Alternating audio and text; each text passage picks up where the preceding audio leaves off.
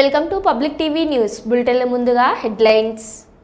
ప్రశాంతంగా ముగిసిన పట్టభద్రుల టీచర్స్ ఎమ్మెల్సీ ఎన్నికలు.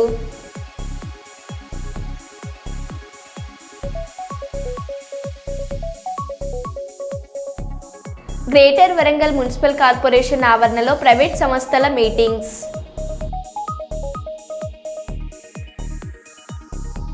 జనగామ జిల్లా దేవరపల్లి మండలం పొట్టిగుట్ట తండాలో నీరు లేక ఎండిపోయిన వరి పంట పొలాలను పరిశీలించిన మాజీ మంత్రి ఎర్రబెల్లి దయాకర్ రావు.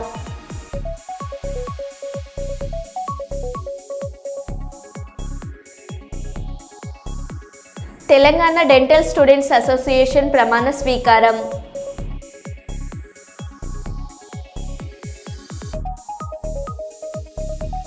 ఏడాది కాలంలో నగరంలో ఎటువంటి గొడవలు భూ కబ్జాలు లేవు అని అభివృద్ధి విషయంలో ఆటంకాలు కల్పిస్తే సహించేది లేదు ఎమ్మెల్యే నాయన్ రాజేందర్ రెడ్డి.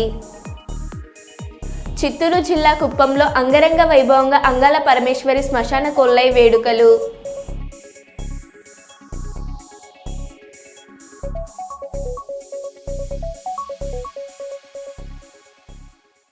ఇక వివరాల్లోకి వెళ్తే, వరంగల్ జిల్లా ఎల్బీ నగర్ అబ్నూస్ ఫంక్షన్ హాల్లో ఉమ్మడి వరంగల్ జిల్లా ఉర్దూ వర్కింగ్ జర్నలిస్టుల అధ్యక్షుడు మహమ్మద్ సాజిద్ బాషా ఆధ్వర్యంలో నిర్వహించిన క్రీడల బహుమతి ప్రదానోత్సవం అతిథుల చేతుల మీద ఘనంగా నిర్వహించారు. వరంగల్ నగరంలో జరిగిన ఈ కార్యక్రమానికి ముఖ్య అతిథులుగా TUWJF రాష్ట్ర అధ్యక్షుడు MA మజీద్, జనరల్ సెక్రటరీ సయ్యద్ గౌస్ మైనరుద్దీన్, ఉపాధ్యక్షులు సయ్యద్ అజ్మత్ ఆలిషా, సహాయ కార్యదర్శులు లాయక్ ఉద్విన్, వాజిద్ ఉల్లా హుసేని, ఆర్గనైజింగ్ సెక్రటరీ అంజాద్ అలీ తదితరులు పాల్గొన్నారు. అనంతరం ముఖ్య అతిథిగా మాట్లాడుతూ జర్నలిస్టు వృత్తిలో ఒత్తిడులకు లోనై శారీరకంగా మానసికంగా ఇబ్బందులు పడుతున్న ఇలాంటి సమయాల్లో క్రీడలు నిర్వహించిన ఉమ్మడి వరంగల్ జిల్లా కమిటీకి ప్రత్యేక అభినందనలు తెలిపారు.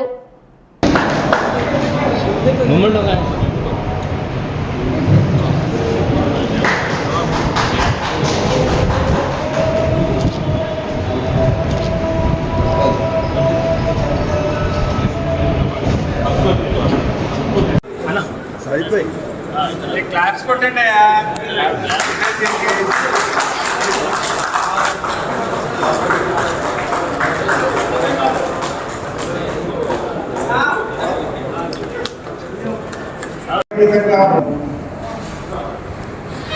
రెండవది ఏంటంటే మీ యూనిటీ అనేది చెప్పగానే అర్థమవుతున్నది. విభేదాలు అంతకంటే లేవని చెప్పి చాటి చెప్పేటువంటి ఈ కార్యక్రమం తీసుకున్నటువంటి మీరు నేను మనస్ఫూర్తిగా కోరుతున్నాను. ఎందుకంటే తెలుస్తున్నారు, రేపు ప్రెస్ క్లబ్ లో కూడా మీరు శాసించాలి. ప్రెస్ క్లబ్ లో పదవులలో ఉంటేనే మీ కొంతగా న్యాయం జరుగుతుంది. మొన్నటికి మొన్న మా మిత్రుడు మొగ్గురు గారు జనవాణి ఒక గ్రూప్ ఉంటుంది. ఆ గ్రూప్ मोहम्मद बशीरुद्दीन साहब, प्रधान सेक्रेटरी मोहम्मद बशीरुद्दीन साहब,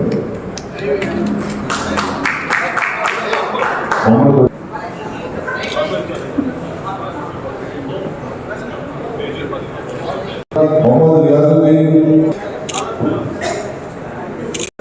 यूनियन का APUWJ के बाद TUWJ तेलंगाना बना। उसके बाद हमने जो सोचा कि ऐसे उर्दू के बाद उर्दू के भी जो मामला होते हैं उर्दू के फेडरेशन के जरिए, फिर हमारी TUWJ की यूनियन के जरिए ऐसे मसाइल को हल करें। इसके लिए हमने एक छोटी सी कोशिश की और मुझे खुशी है वरंगल में इस तरीके से जो काम हो रहा है एक हद तक एक अपनी उसने पहचान बनाई। कुछ लोगों को इतराज है कि भाई जो तेलुगु उर्दू में उतने माहिर नहीं है उनको जिम्मेदारियाँ दी जाती हैं। मैं एक बात आपको बताना चाहता हूँ, वरंगल से एक साहब हुआ करते थे मोहम्मद जलील पाशा, हैदराबाद में उर्दू तालीमी कमेटी बनाई उन्होंने, उर्दू से बात नहीं थी। लेकिन आज़ादी के बाद मुल्क में उर्दू यूनिवर्सिटी कायम होगी उनकी वजह से। मौलाना आज़ाद नेशनल उर्दू यूनिवर्सिटी, उन्होंने यूनिवर्सिटी कायम नामकरण में 3 कॉलेजेस कायम करें, उर्दू की खिदमत की राज। और आप राज्यों को होगा चंद्रबाबू नायडू को चीफ मिनिस्टर थे, सुधीर साहब कहकर प्रिंसिपल सेक्रेटरी रेवेन्यू थे। उर्दू अकेडमी उर्दू यूनिवर्सिटी के लिए 202 एकड़ की अराजी कच्ची बॉडी में थी, उसका जियो है, उसकी नकल कर वो बाद में कैंसिल करवाना पड़ा। वो पूरी जमीन 202 एकड़ जरीफ बादशाह के नाम पे, जरीफ बादशाह ने मेरे नाम पे नहीं पे, ये तो गवर्नमेंट ऑफ इंडिया होती है, नेशनल यूनिवर्सिटी है। यानी ये काम जियादे जुनूनी लोग ही कर सकते हैं, ये बताना मकसद है, लेके चलना है। और स्पोर्ट्स के बाद स्पोर्ट्स का नेशनल किसको कहते हैं? आज हमारे मीडिया में हमारे तेलुगु और उर्दू के लोग मिलके स्पोर्ट्स का स्पिरिट मिलके काम कर रहे हैं, ये स्पिरिट है। और मुझे बड़ी खुशी है कि जिस तरीके से पहचान बनाई, यकीनन ठीक है कुछ हमारे सीनियर लोगों को रंगीन राव साहब ने यकीन में जानता हूँ, यकीन उनसे भी बात करेंगे और जहाँ तक हो सके सबको लेके चलेंगे।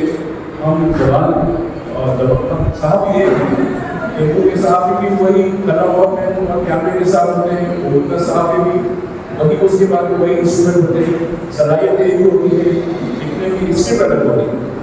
तो इसके जरिए हम तकसीम नहीं करना है। और आज देखिए कैसे हो रहा है तमिलनाडु में हिंदी को इम्पोज करने वाले तमिल लोग बोलेंगे हमारी पहचान होगी, इस तरीके से हमारी तेलुगु की पहचान में होना है, उर्दू की पहचान में होना है। तो ये काम आप अपने कलम के जरिए कर सकते हैं। इतना अपनी जगह आज हमको मिलके अपना तहफ़्फ़ुज़ करने की जरूरत है। और आज देखिए तेलंगाना से जीएसटी वसूल होता है गवर्नमेंट ऑफ इंडिया को, उसके बाद हमारा जीएसटी मांगने के लिए भी मांगना पड़ता है। 2 दिन पहले रेवंत रेड्डी दिल्ली गए थे और वहाँ कंट्रोल वजीरात से कहा कि हमारे पैसे हम दो, पैसे तो आप वसूल लेंगे। तो ये हमारा रीजनल जो सेंटीमेंट है वो खत्म होता जा रहा है।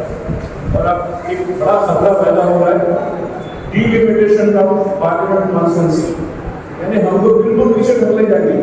तो हम तेलुगु और उर्दू के साथ ही मिलकर इसका जितना अपोज होकर करेंगे, क्योंकि हमारा भी है इस मुल्क में, हमारा भी है इस मुल्क को हमने बहुत कुछ दिया। तो ये है हमको डिवाइड नहीं होनी चाहिए, साउथ और नॉर्थ के डिवाइड कर दिया जा रहा है। तो मैं समझता हूँ వక్స్ బోర్డ్ ఆస్తులు అన్యక్రాంతం కాకుండా చర్యలు చేపడతామని AP state Waqf board chairman Shaik Abdul Aziz తెలిపారు. గురువారం స్థానిక ఉస్మానియా కాలేజ్ రోడ్డులో ఉన్నటువంటి ఉమర్ అరబిక్ పాఠశాల ప్రాంగణాన్ని AP state Waqf board chairman పరిశీలించి ప్రెస్ కాన్ఫరెన్స్ నిర్వహించారు. ఈ సందర్భంగా AP state Waqf board chairman మాట్లాడుతూ పూర్వకాలంలో మన పెద్దవాళ్ళు ముందుగానే ఆలోచించి రాబోయే రోజుల్లో కేవలం చదువు మాత్రమే సమాజంలో సమానత్వం తీసుకొని రాగలరని భావించి 102 సంవత్సరాల కిందటే ఈ పాఠశాలను తీసుకొని వచ్చారన్నారు. చదువు ఉచితంగా ఇస్తే సమాజం బాగుపడుతుందన్నారు.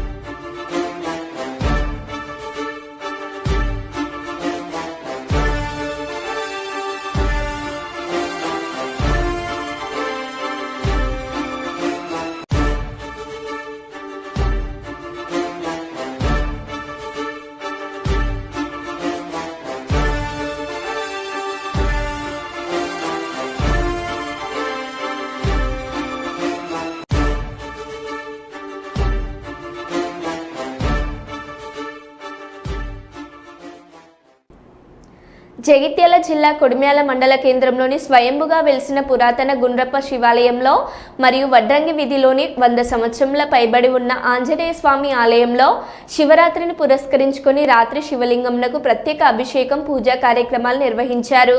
శివాలయంలో ఉదయం నుండి రాత్రి వరకు భక్తులు తండోపతండాలుగా కిక్కిరిసిపోయారు. స్థానిక వడ్రంగి వీధిలో గల ఆంజనేయ స్వామి దేవాలయంలో రాత్రి శివలింగంనకు మహిళలు పాలాభిషేకం చేసి ప్రత్యేక పూజ గావించారు. ఈ రెండు పురాతన దేవాలయాల్లో శివరాత్రిని పురస్కరించుకొని నిర్వహించిన పూజా కార్యక్రమాల్లో మహిళలు భక్తులు అధిక సంఖ్యలో పాల్గొన్నారు.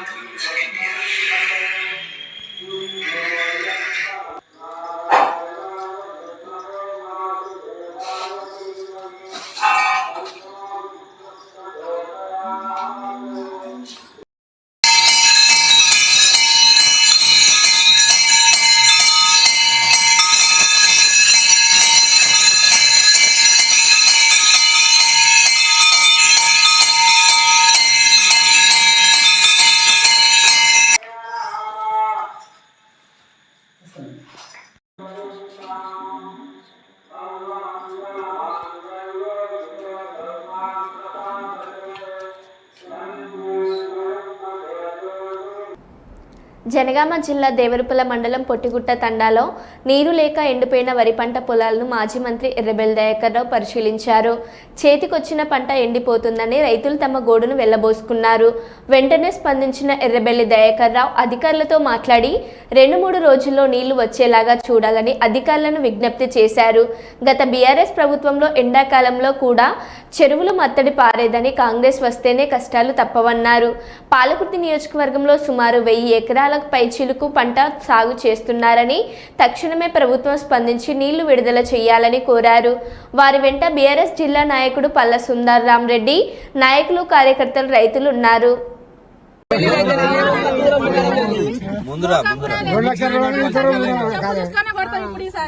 కనీసం కాలువ ఇస్తున్నారు, కాలువ నీళ్ళు లేదు, ఏం లేదు. ఇప్పుడు రావడానికి మోక ఉందా? ఇప్పుడు మా పరిస్థితి ఏంది చూడండి సార్. పోయినసారి ఇట్లా ఎండిపోయిందా?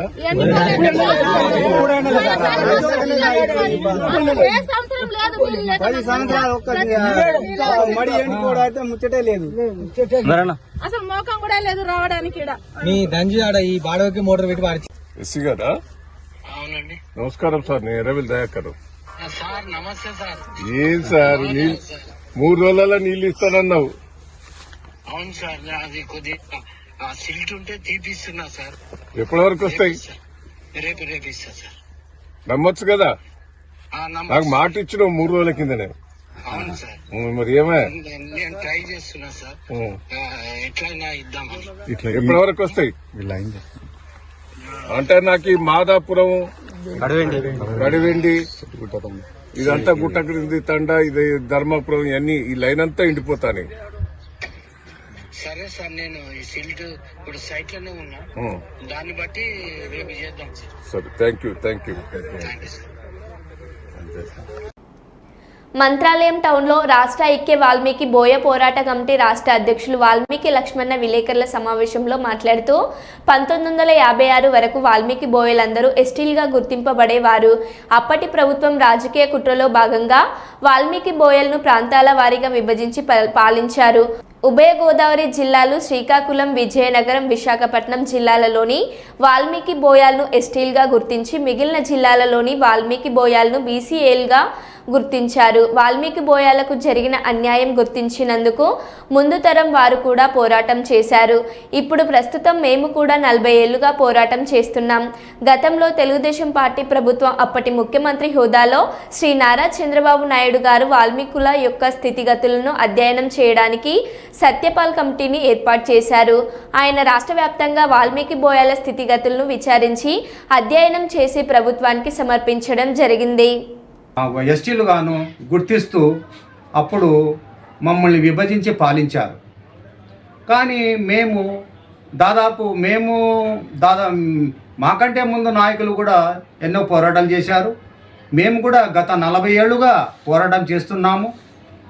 ఆ పోరాటాల ఫలితంగా శ్రీ నారా చంద్రబాబు నాయుడు గారు అప్పట్లో ముఖ్యమంత్రి ఆయన ప్రభుత్వం హయాంలో, తెలుగుదేశం పార్టీ ప్రభుత్వం హయాంలో వాల్మీకి బోయలకు అధ్యయనం చేయడానికి సత్యపాల్ కమిటీని ఏర్పాటు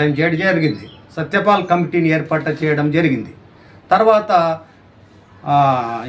ఎస్టీ కమిషన్ చైర్మన్ కారిం శివాజీ గారిని కూడా ఏర్పాటు చేయడం జరిగింది. అప్పుడు వీళ్ళిద్దరూ కూడా విడివిడిగా రాష్ట్ర వ్యాప్తంగా పర్యటించి వాల్మీకి బోయల స్థితిగతులను తెలుసుకొని దాన్ని రాష్ట్ర ప్రభుత్వానికి సమర్పించడం జరిగింది.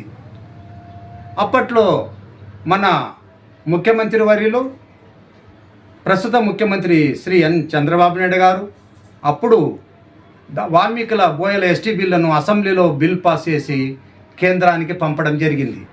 కేంద్రంలో అప్పుడు అది కొన్ని తప్పులు ఉన్నాయని చెప్పి రిటర్న్ పంపించడం జరిగింది. మళ్ళీ వీళ్ళు కొన్ని తప్పులు సరిదిద్ది మళ్ళీ పంపడం జరిగింది. ఇప్పుడు తమకు రాష్ట్ర ముఖ్యమంత్రి వర్యులు నారా చంద్రబాబు నాయుడు గారికి మరియు రాష్ట్ర ఉప ముఖ్యమంత్రులు కొణిదెల పవన్ కళ్యాణ్ గారికి నేను ప్రత్యేకంగా వాళ్ళకి నమస్కారాలు తెలుపుకుంటూ విన్నవించుకున్నది ఏమంటే, మాకు వాల్మీకి బోయల బిల్లు, ఎస్టీ బిల్లు ఇప్పుడు కేంద్రంలో పెండింగ్లో ఉంది కనుక దాంట్లో ఏమన్నా తప్పులుంటే సరిదిద్ది వాల్మీకి బోయల ఎస్టీ బిల్లును లోక్సభలోను రాజ్యసభలోను పెట్టి పాస్ చేసే విధంగా కృషి చేయాలని తమకు విన్నవించుకుంటున్నాము. ఇప్పుడు ప్రస్తుతం రాష్ట్రంలోనూ ఎన్డీఏ ప్రభుత్వం ఉంది, కేంద్రంలోనూ ఎన్డీఏ ప్రభుత్వం ఉంది. మరీ ముఖ్యంగా చెప్పాలంటే పవన్ కళ్యాణ్ గారికి, చంద్రబాబు నాయుడు గారికి, ప్రధానమంత్రి శ్రీ నరేంద్ర మోదీ గారు అత్యంత సన్నిహితంగా ఉంటారు. వీళ్ళిద్దరూ ఏం మాట చెప్పినా కూడా నరేంద్ర మోదీ గారు తప్పకుండా నెరవేరుస్తారు. అది మా నమ్మకం, రాష్ట్ర ప్రజలందరి నమ్మకం కూడా.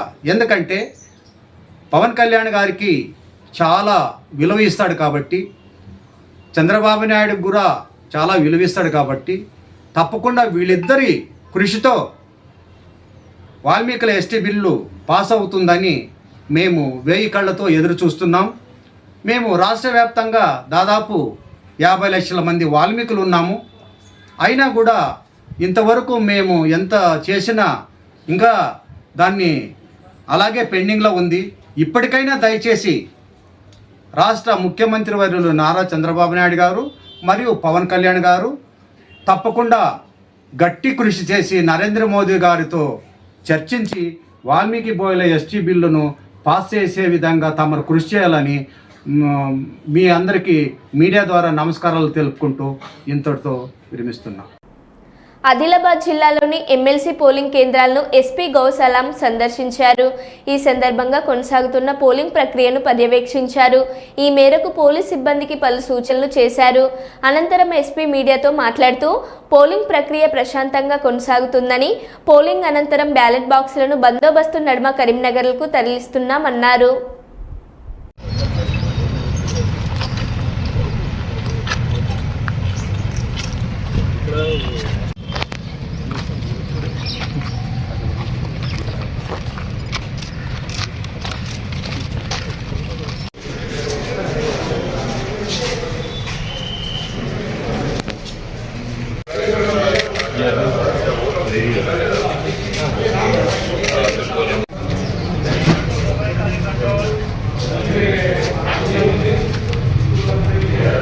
ఈరోజు ఆదిలాబాద్ డిస్ట్రిక్ట్లో MLC election, both graduate and teacher conference election start అయింది. టోటల్ డిస్ట్రిక్ట్లో జిల్లాలో 39 పోలింగ్ స్టేషన్స్, 20 లొకేషన్స్లో పోలింగ్ ప్రశాంతంగా జరుగుతుంది. దీంట్లో రిలేటెడ్ పోలీస్ డిపార్ట్మెంట్ నుంచి కూడా మొత్తం ప్రిపరేషన్ చేస్తాము. 400 పోలీస్ సిబ్బంది కూడా ఎలక్షన్ పర్పస్ కోసం డిప్లాయ్మెంట్ జరిగింది. మన పోలింగ్ స్టేషన్లో క్యూ లైన్ మెయింటెనెన్స్ కోసం కాకుండా గేట్ బయట 100 మీటర్ లైన్ మెయింటెనెన్స్ కోసం కూడా పోలీస్ డిప్లాయ్మెంట్ జరిగింది. అండ్ రూట్ మొబైల్స్ కూడా మన టోటల్ 8 రూట్స్ ఉన్నాయి జిల్లాలో. Armed party moving are and focus is also on movement of convention material. Election అయిపోయిన తర్వాత కూడా safe movement of all this polling material to Karimnagar strong ఉంది కూడా మేము ఇన్షూర్ చేస్తాము. And till now election is being conducted peacefully and we have taken all important steps to ensure smooth conduct of election. నేరుగా వెళ్ళిపోతారా sir? ఇక్కడ polling station నుంచి నేరుగా వెళ్ళిపోతారా? Directly it will go to Karimnagar strong. ప్రశాంతంగా ముగిసిన పట్టభద్రుల teachers MLC ఎన్నికలు. జగిత్యాల జిల్లా కొడిమ్యాల మండల కేంద్రంలోని జూనియర్ కళాశాలలో ఏర్పాటు చేసిన పట్టభద్రుల ఎమ్మెల్సీ ఎన్నికలు మరియు టీచర్స్ ఎమ్మెల్సీ ఎన్నికలు గురువారం ప్రశాంతంగా ముగిశాయి.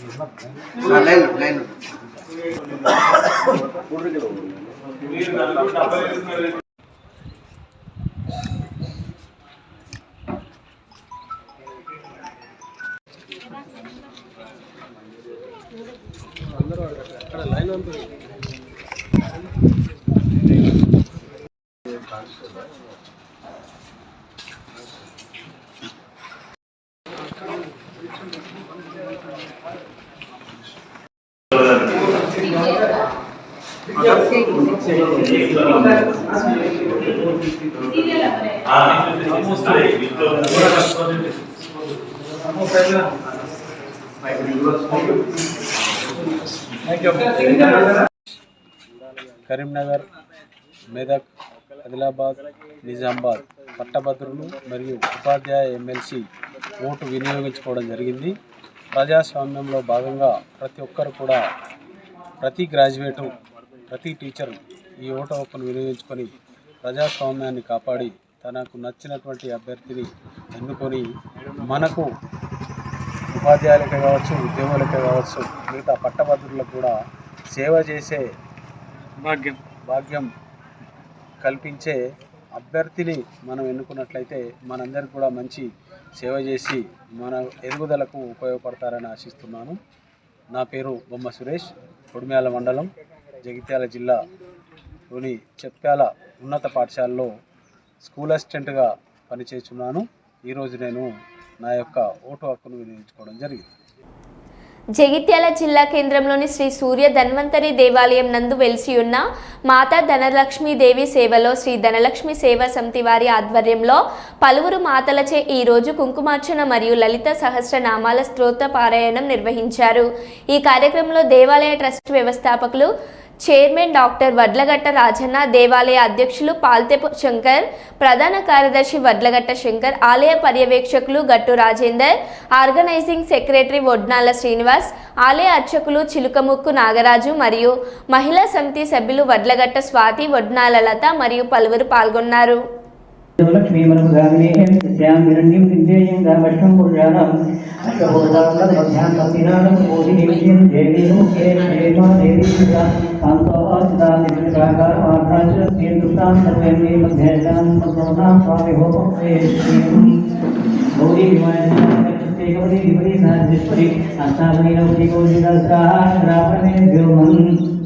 गौरी संगम सायदाम शक्ति भक्ति पुत्र परिवार में गौरी आवाहयामि आवाहनार्थे अक्षदान समर्पयामि अक्षदानी समर्पयामि सुवर्ण खाचित भक्त सिंहासनं समर्पयामि सिंहासनार्थे अक्षदानी समर्पयामि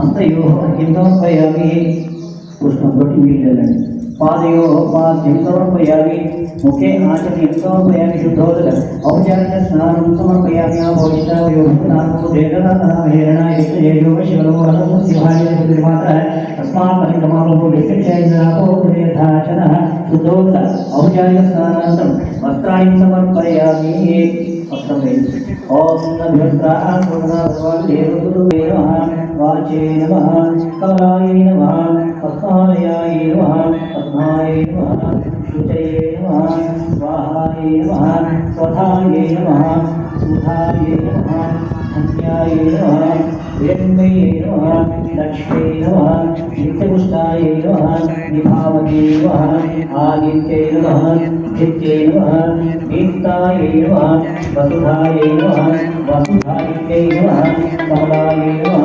कान्ताय नमः क्षमाय नमः कामाक्षी नमः क्षीरोदकसमाय नमः क्रोधसमाय नमः अनुग्रहपराय नमः शुद्धये नमः अनघाय नमः हरिवल्लभाय नमः अशोकाय नमः अमृताय नमः दीप्ताय नमः लोकशोकविनाशिन्ये नमः धर्मनिलयाय नमः कर्माय नमः लोकमात्रे नमः पद्मप्रियाय नमः पद्महस्ताय नमः पद्माक्षे नमः पद्मसुन्दरे नमः पद्मोद्भवाय नमः पद्ममुखे नमः पद्मनाभप्रियाय नमः रमाय नमः पद्ममालाधराय नमः देव्यै नमः पद्मिन्यै नमः पद्मगन्धिन्यै नमः पुण्यवृद्धाय नमः सुप्रसन्नाय नमः प्रसादाख्ये नमः प्रभाय नमः चन्द्रवदनाय नमः चन्द्राय नमः चन्द्रसहोदरे नमः